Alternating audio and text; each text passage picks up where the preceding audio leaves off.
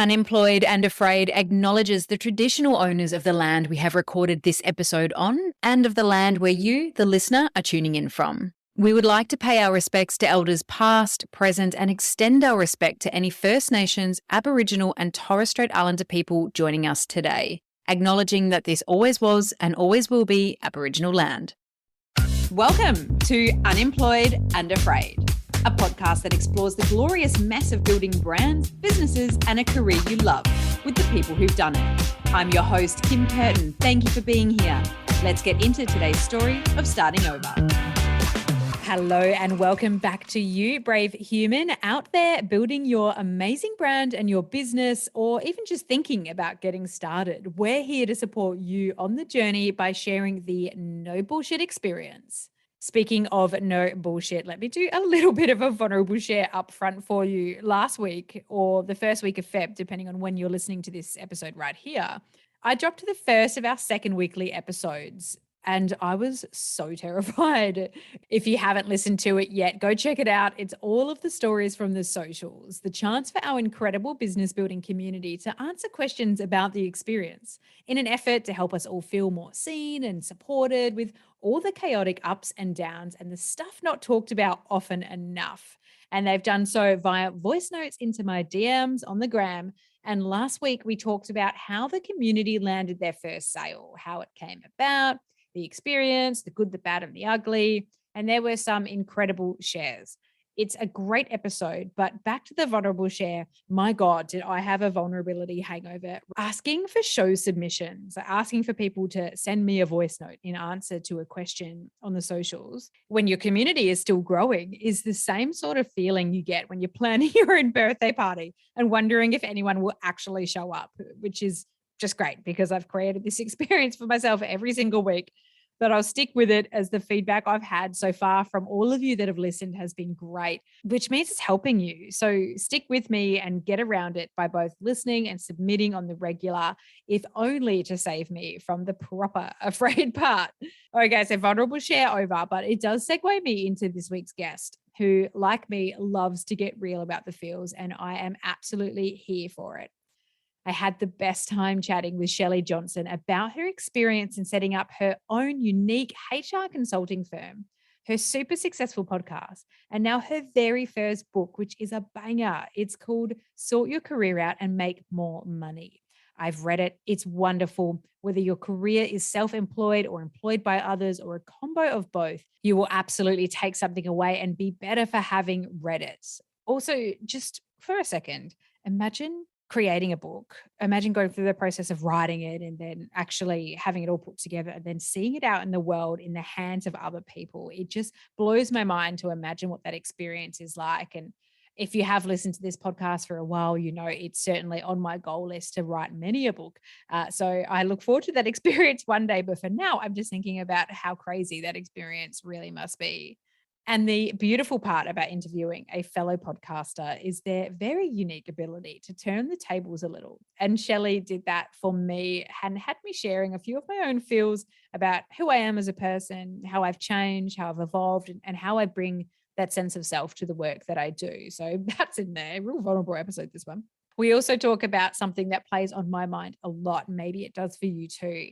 How do you reconcile your different projects under the one headline or banner, theme, narrative, whatever you want to call it? And do you even need to?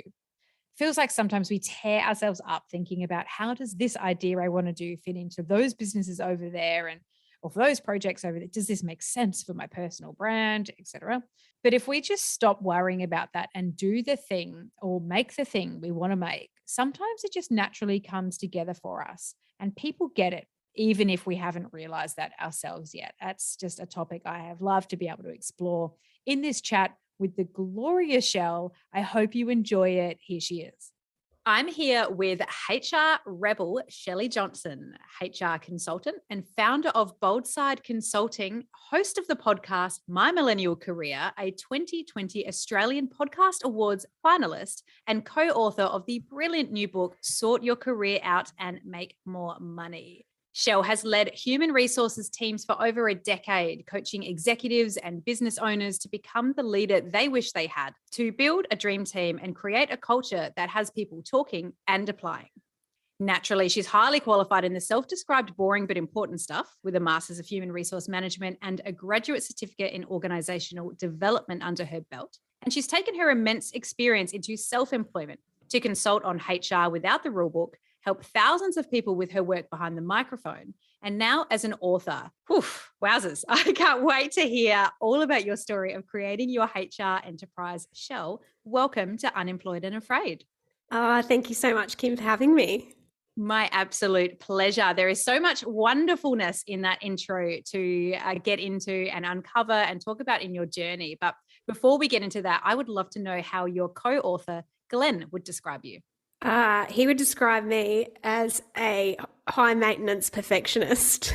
I love that. 100%. There was this one night we were writing and it would have been like midnight, both of us in the same document. He's writing his part of the mindset chapter and I'm in there typing away, editing his work as he's writing. He started texting. He's like, stop editing my bloody work. And I'm like, well, I just think it can be better.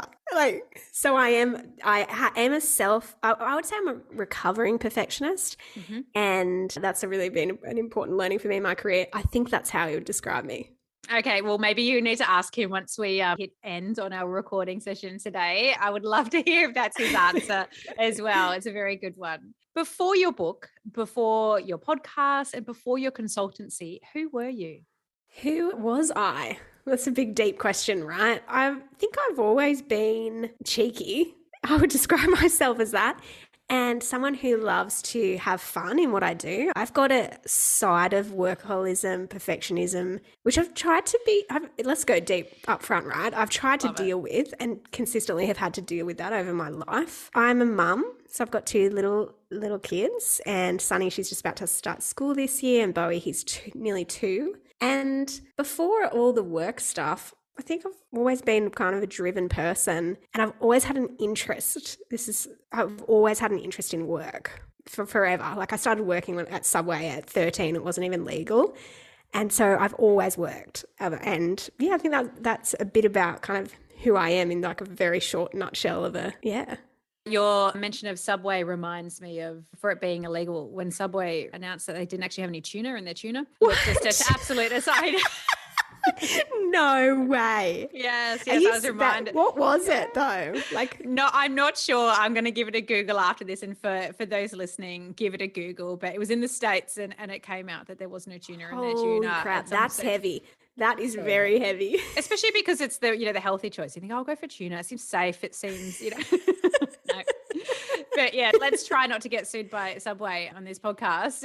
Speaking of podcasts, what drew you to creating your incredible podcast?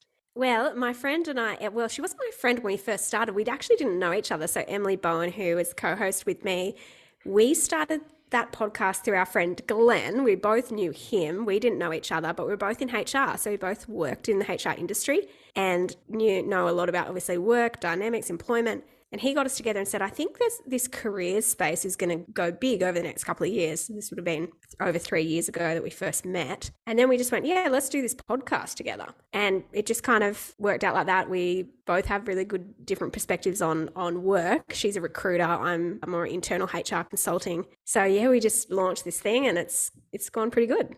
How did it feel the first time you put an episode out there? Oh, it's terrible. It's so funny, and you would have found this, Kim, when you first do your first episode, and it's like listening back and going, what am I doing? It's like leaving a voicemail. yeah, like leaving a voicemail. Totally. That's a really good way to put it. Or you remember back in the day where we had those voicemails on our, this is before the age of mobile phones, those voice message machines. This is going way back. Any Gen Zs who listen, I'm sorry about this. It's kind of like that, right? You awkward, but you get better, right? And I think, this is the thing with any new endeavor you do in your career. You start out and you're like a baby giraffe trying to walk and you're awkward as all hell, and you get better with time. And for me, that's been such a big learning of actually, I'm going to be brave, and I want to be more brave more frequently throughout my career. And so every time I get an opportunity that kind of terrifies me, I now know that's an indicator that I need to say yes to that thing.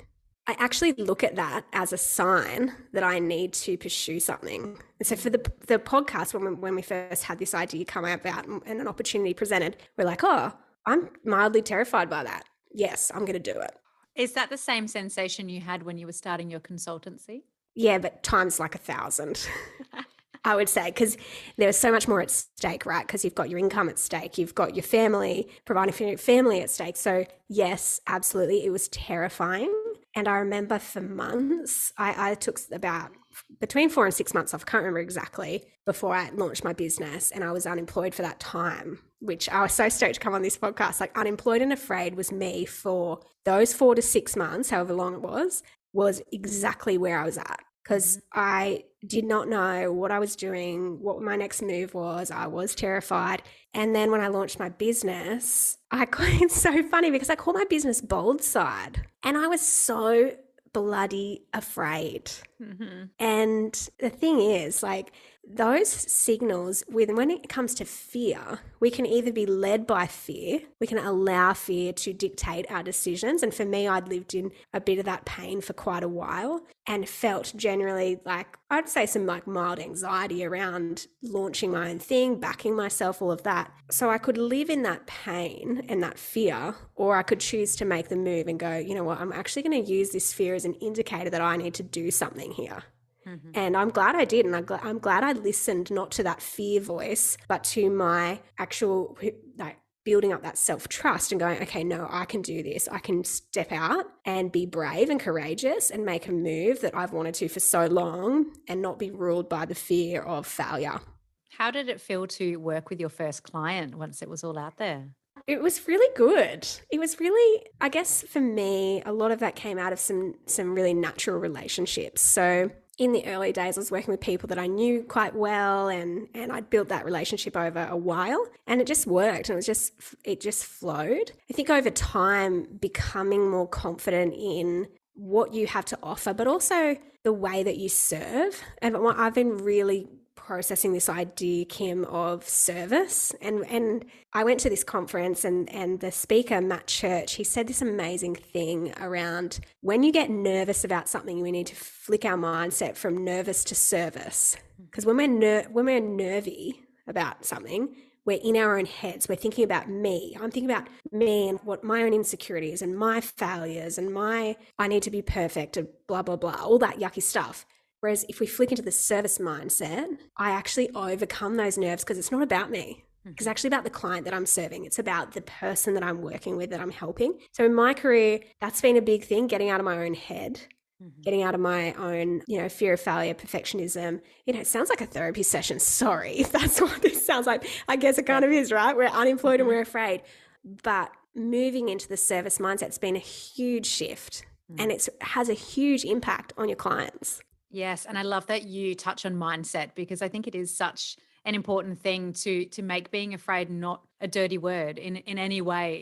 The byline or the euphemism or the second coming of unemployed and afraid is actually you're self-employed and still scared shitless. No matter what circumstance you're in, it's just never easy, and it's always never hard. easy.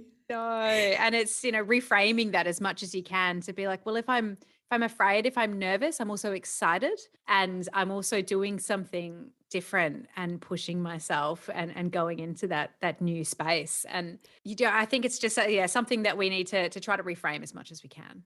Yeah, totally. And that was the big thing for me. I remember writing down fear is fuel, and that shifting of, I heard actually Hamza Khan, he speaks a lot on burnout, and he talked about this idea of productive anxiety.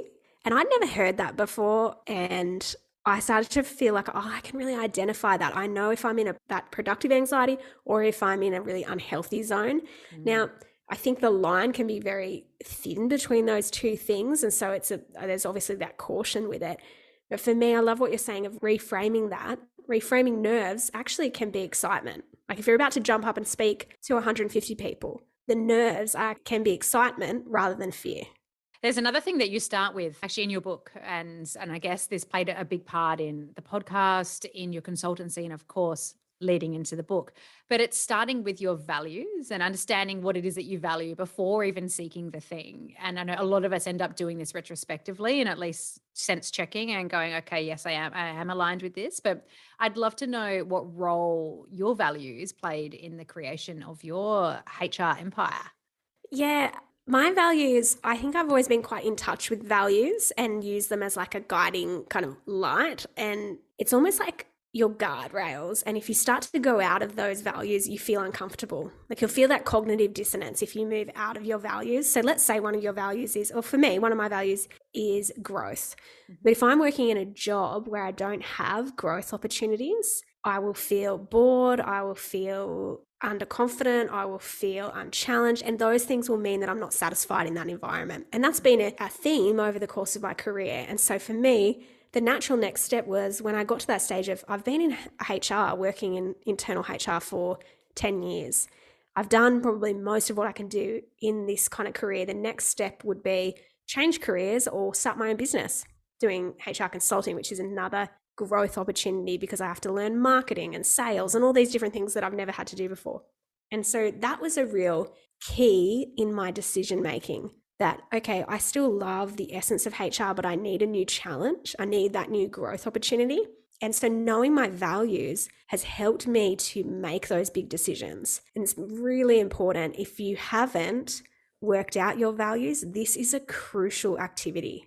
Like, I don't think it's this airy-fairy, nice to have thing. It's like, no, this is foundational. If you want to have a really good career that you love, start by figuring out what matters to you personally. And then from there, you use that as your foundation. You come back to every time you have a tough decision to make, you come back and you go, okay, what are my values? Does this decision to take a job align with my value of growth or my value of flexibility? Like if I go work at corporate in KPMG, will I get the flexibility that's in my values? No, probably not. Do you know what I mean? So it's assessing every opportunity against those values. It's the slab of the house. It's the foundation. Get that right. The rest comes easier. It doesn't come easy, but easier. Yeah, absolutely. Or to use a pun in your book, it's like the tires, right? Like the tires on the, yeah, that's right. Yeah. It's like if you want to go anywhere, you need those. You need good tires. Absolutely. Yes, I love that one of your core values is growth. It's one of mine as well. And one that I don't think gets talked about often, and one that I have, financial independence, autonomy, things like that are values we often push to the side because we think, oh, my number one value should be family and health. Yes, of course. And I have those too. But, I think that autonomy piece and growing and being able to be independent is really exciting values to have, and they're guiding. Oh, totally. Actually, speaking of that thing of family, Brene Brown in Dare to Lead talks about how family wasn't one of her top two values. So she believes that you have two values, just stick to two, and believe hers were courage and faith.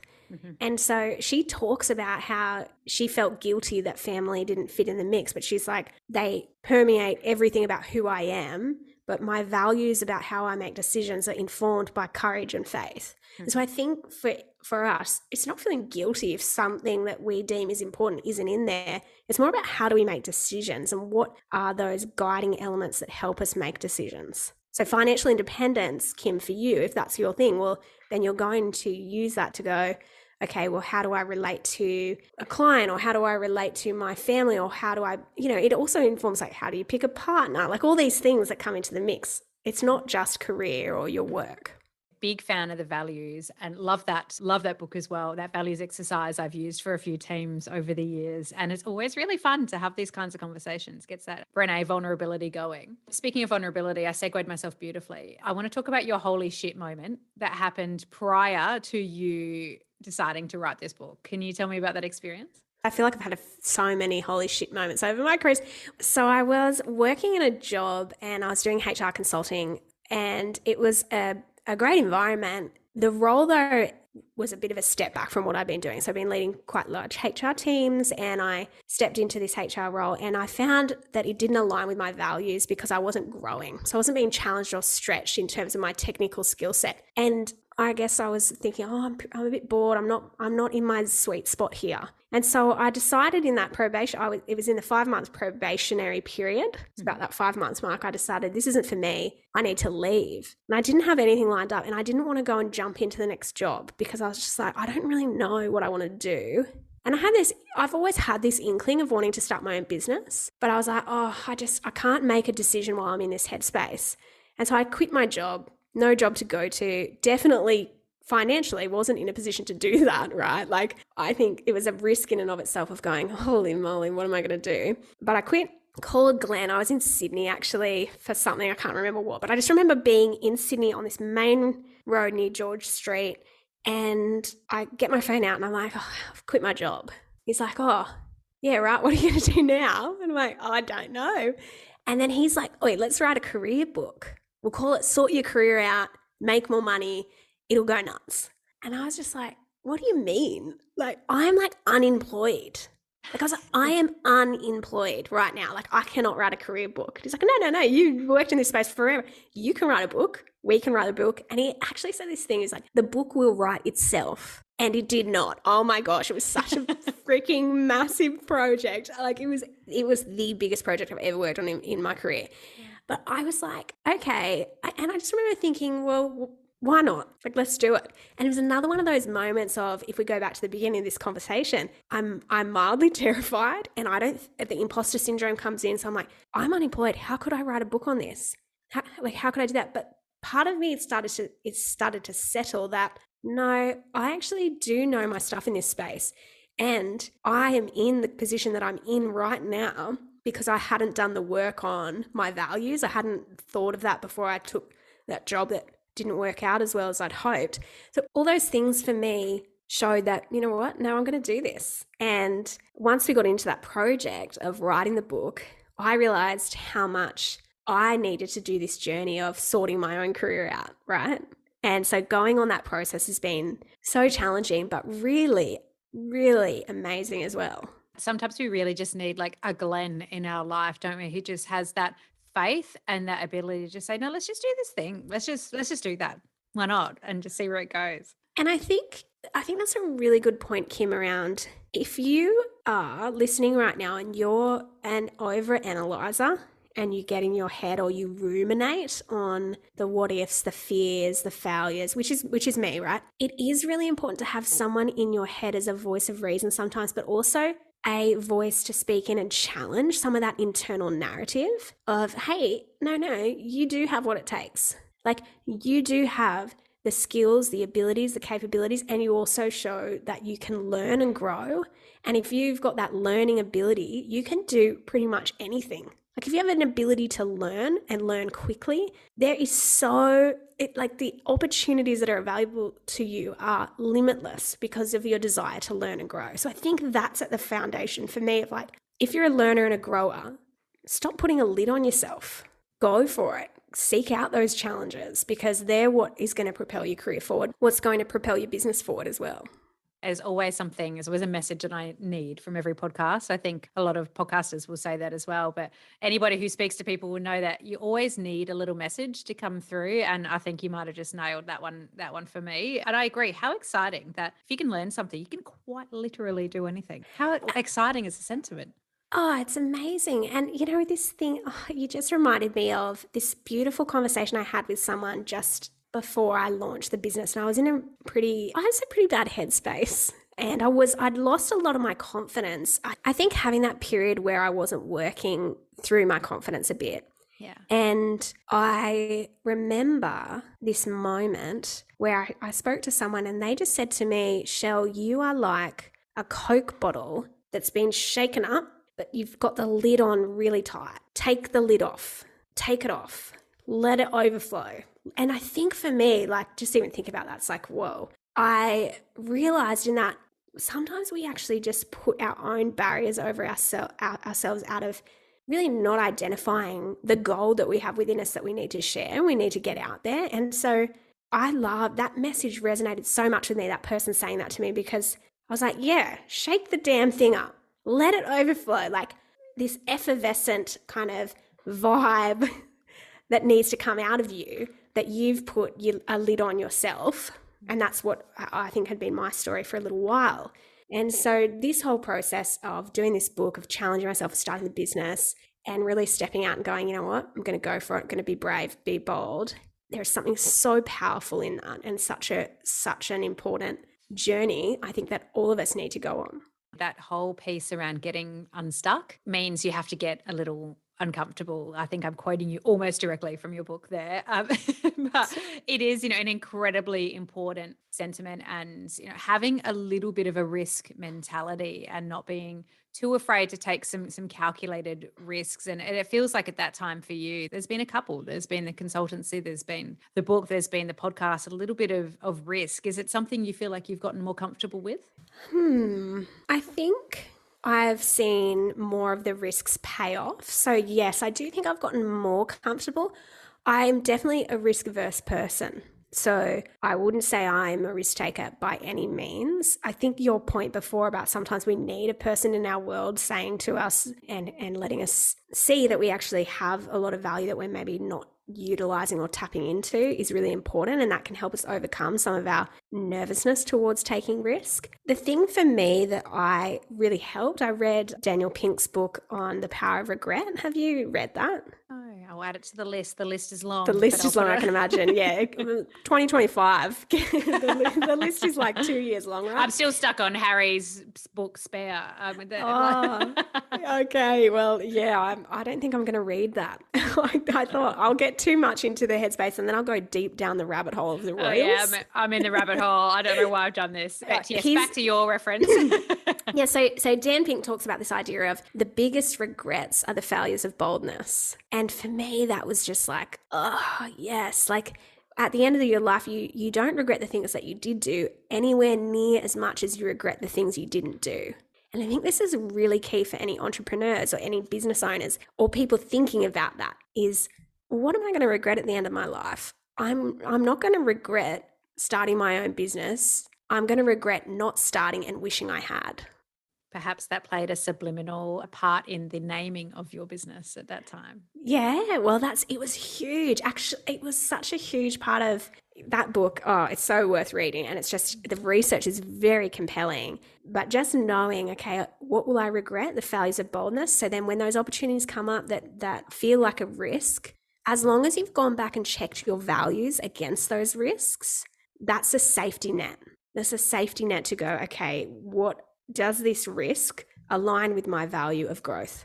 Yes, tick. Okay, well then I'm more confident that I'm going to be able to take that and not have some catastrophic fail.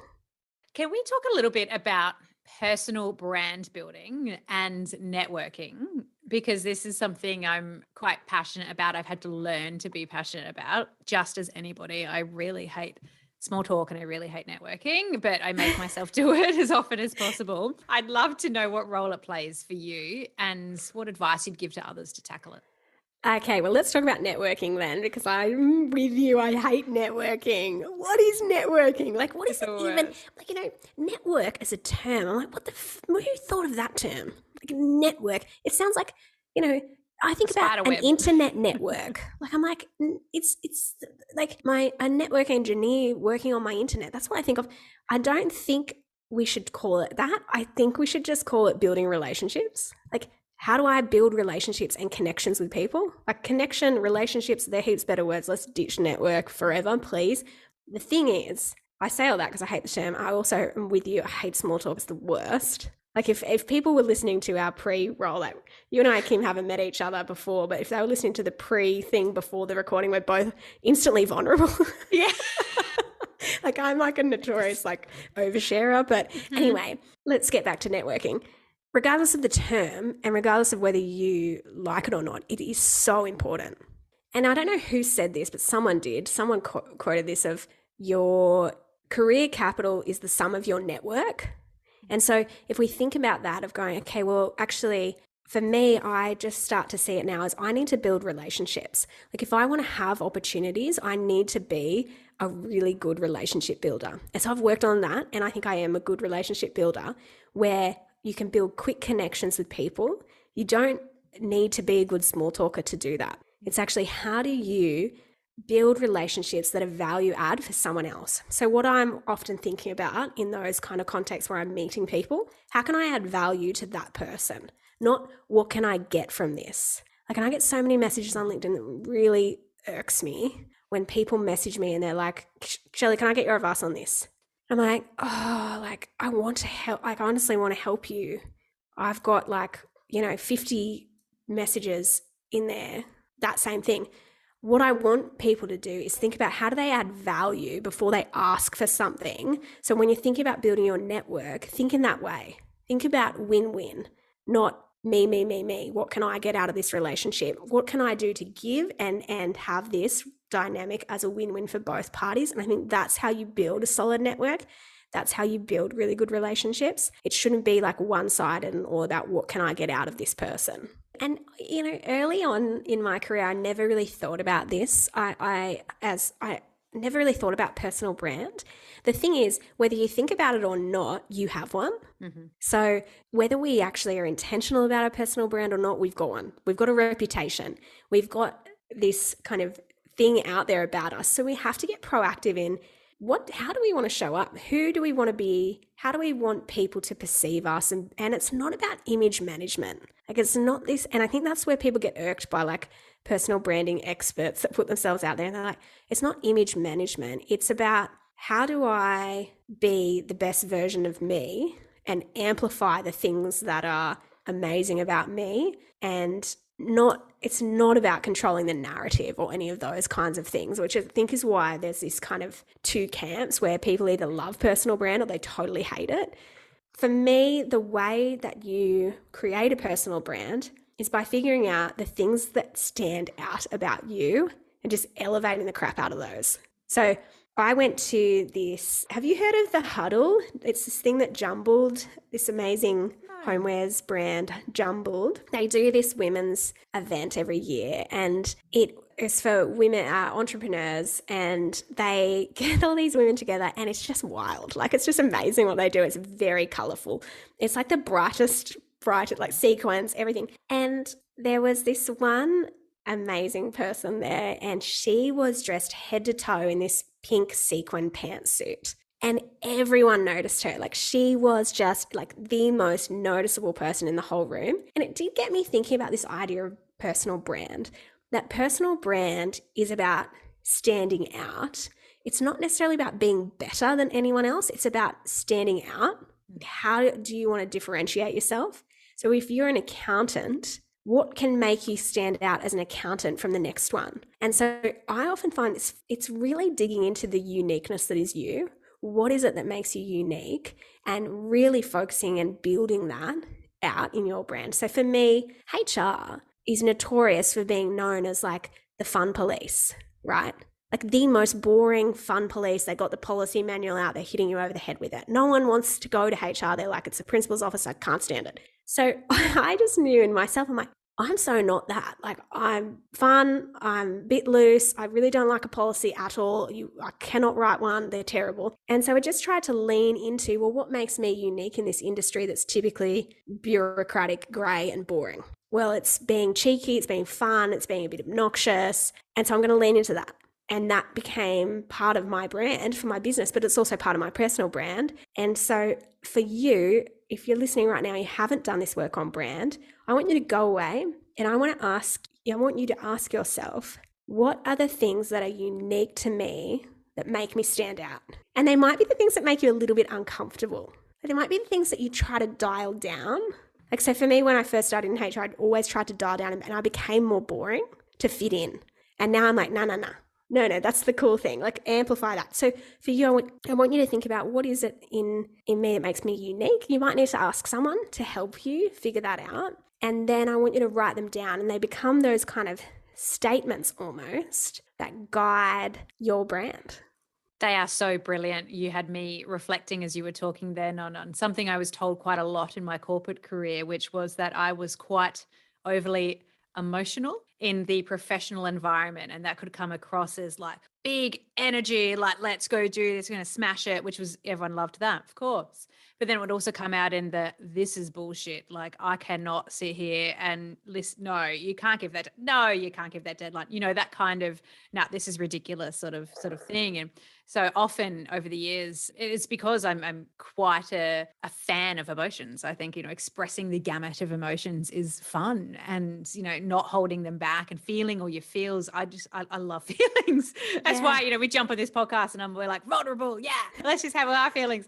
And it's an aspect of myself that I tried to dial down in the professional environment as I climbed, as I grew. And oddly enough, it's the thing that ended up pushing me out, because I felt too much not like myself anymore. And I was like, I can't do this. And so, I think that leaning into those is just such great advice, and you never know how it's going to impact your life. Can I ask, when you left and you were like realizing I dialed back down some of actually who I am, like the things that make me unique, the things that actually make me beautiful, unique, valuable, like all those things, how long did it take you to bounce back or to feel like you were more yourself? Was that a process? Oh, such a process, and such a wonderful question. I left that role in January of 2020. And so shortly after, I faced, like everyone did, the fact that it was the pandemic and everyone was terrified and going through their own period of massive change. But I only think I just recovered from that a year ago, maybe. And it was because I needed to take the time to really think about, okay, who am I when somebody else isn't telling me what my identity is or what my identity should be in order to achieve within an environment and fit in within an environment? And I first had to look at that and go, okay, so who am I? Strip everything back, take everything back, which I did. I moved to a very small remote town on the east coast of Tasmania where there was nobody, and I did all sorts of random things for income that didn't really fit the picture that I had of myself or of anyone had for me, just to try to find that, just to go on a little bit of a period of discovery. So like anything in life, I went balls to the wall and reclaimed my identity through trial, error, and a whole lot of fear. But I hope that answers your question. It took me quite some time to get it back. Yeah, it does. And it's really interesting as well using that word fit in, because I think a lot of us do that and we get stuck in the cycle of fitting in. Like I feel like I need to fit in order to thrive. And that's a bit of a red flag for me. If you're in an environment where you're having to dial down or taper back aspects that make you unique and stand out in order to fit in, I think that comes at a cost. And the cost is an opportunity cost, because if we actually get out of that environment like you did, Kim, and you spent some time going on a journey of, I suppose, self-discovery or rediscovering who you are, you then realize the things that make you stand out, which is having that breadth of emotion and depth of emotional response to things, which makes you high energy, but it also makes you feel things deeply, have empathy for people for where they're at. And so that is a freaking huge strength, right? But when you're in an environment that says you need to tone that down, well, the thing that is actually a strength becomes a weakness in that context. And that is really, I think, can be in the long term quite damaging for people to stay in an environment where the thing that makes them them is you're having to change your identity in order to fit in.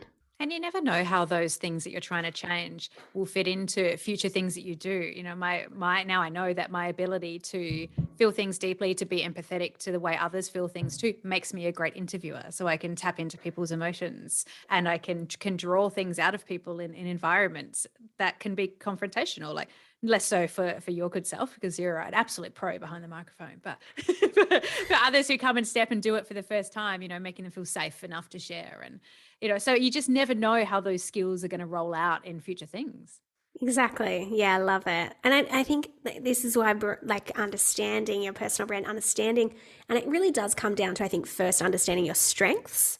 So the things that you're really good at, and then you work out, okay, well, how do I make those even stronger to make them stand out about me? And that forms your personal brand. I just think it's such a good exercise to do. I hope everybody goes and does that exercise. Where do you think, Shelley, yourself as an individual and your business might evolve to? Yeah, I mean, I know in myself that at the moment I'm working, it's me and another person who is on my team. And so it's very small. And the thing that any person in that startup phase of business knows is it's isolating, right? It's a bit lonely, and I've always worked in bigger teams, and I miss that. And so for me, I know one of my goals is I want to have a team, and it's not to have a team so I have employees because I want it to feel like it's bigger. It's I need to be doing a thing with people and doing the thing with a team of people. And that's because I know I love that relationship. I love the challenge and feeling like you're not doing it on your own. So that's a big goal for me in terms of I want to be working together to achieve a goal with a group of people who are on that mission together. That's really big. The other thing is really trying to shake up the boring nature of HR, like traditional HR. Like just no, like compliance, policies, codes of conduct. I just don't think we need that stuff. I think what we need is thriving teams with healthy cultures that really do get the best out of people and help people in their careers while also helping the business achieve its goals. So for me, I want to do that side of HR where we actually help leaders build epic cultures and do less of that old school disciplinarian stuff. And that's partly why I've created this brand to be really edgy compared to the normal run-of-the-mill HR consulting, because I think it just needs to have a big change. It's an industry that needs a big shake-up. And what I think is brilliant about what you're doing is you are tackling culture and growth culture from the top. So in the things that feed down into the minds of employees, but also what you're doing, or into individuals, I should say, because also what you're doing with your book is building those individuals up to be absolutely just the best that they can be for themselves as well. So I don't know if you had quite realized that yet, but you're tackling it from both sides. I had not thought about that at all. Actually, it's funny you say that, because one of the things I've been thinking a lot about over the last month is these two domains and feeling like, how do I reconcile the two? I'm doing a lot of stuff like with employees through the book, which is kind of one-to-one at the individual level, and doing a lot of stuff with leaders. And those things don't feel like they marry up for me. But you just saying that is a real epiphany for me, because I'm like, oh, I had not thought about it in that way at all. And I think that's a real light bulb moment. So I'm just having a moment right now. I love that. And I think you just tapped into a feeling so many people who are out doing their own thing have. When you're always trying to nail your narrative, you're always trying to understand why you're doing what you're doing and who you're doing it for. And you can't always, like, sometimes you just have to do the thing, not let it make perfect sense or make a perfect narrative or a perfect bio at the bottom of a, an about me page or an Instagram bio or something, and just let it breathe, and the answer will show itself. I have to remind myself of that every single day. Oh, well, you talked about the thing that you need to take away. That's the thing I need to take away. It doesn't have to make perfect sense. We don't have to control the narrative. Oh, I love that so much. I'm just making myself a little note. My desk is, you should see it. It's just like little notes from things and people everywhere that I keep around. We always find the messages we need to receive and to give. So yeah, it's always a lot of fun. I'm really excited for so many people to pick up your book and go through this process and learn more about themselves. As always a big passionate person for growth and personal growth, and how that leads into what you do. And sharing this book, also sharing your story with me, with the listener, it's so wonderful to do, and it's such a generous thing to do. So I always like to end the episode with the same question, which is, how can the listener and I support you on your journey as you go into this next stage? Oh, thank you. That's beautiful. How can they support me? I'm going back to that service thing. I think buy the book. The book is that process of, if you are feeling terrified right now about a decision you need to make in your career, or you're feeling unsure, or you're feeling nervous, this is going to help you so much. By buying it also, that helps us get the word out. So it's like, again, going back to that whole networking concept, win-win. This is 100%, your purchasing of that book is 100% a win for you and a win for us getting the book out there. Absolutely. And also, if you've got anyone in your life that you think needs a little bit of help, I spoke to somebody just earlier today and said that, if we can do one thing for each other and for ourselves, is the person that's going through something ask them how they're doing and dig a little deeper and see if you can't provide something for them to help them move past it. So maybe there's someone in your life who will benefit as well from having this book, if it's not you personally, to be able to sort your career out. And my favorite, make more money. Yes. We should all be pumped about that. Totally. And the make more money part by Glenn is seriously, it's like, oh, it's so good. Like I just am obsessed with how he is, and he just knows how to make money. So learn from someone who knows how to do it. And honestly, it's going to be a really good book to read. No, it's fantastic. Thank you for making it. Thank you for spending time with me today. It's been such a pleasure to hear your story and also get to know you a little bit. Thank you so much for being Kim, here. It's been like a beautiful therapy session for me too. I'm like sharing all this stuff. So thank you. Thanks so much for having me. My pleasure. One quick thing. If you're hearing this, you've listened all the way through. Hopefully that means you really like this podcast, because it's pretty generous to give up 40 odd minutes of your time for it. If that is the case, please leave the show a star rating and a review. It helps me reach so many more people who might also listen all the way through and get some benefit and some support out of it. Not to mention, it puts a real spring in my step to read them. Thank you for listening to Unemployed and Afraid, the stories of starting over with your host, me, Kim Curtin. If you love it, you can say thanks with a star rating and a review. And of course, join the community on Instagram and LinkedIn. Find us at Unemployed and Afraid. See you there.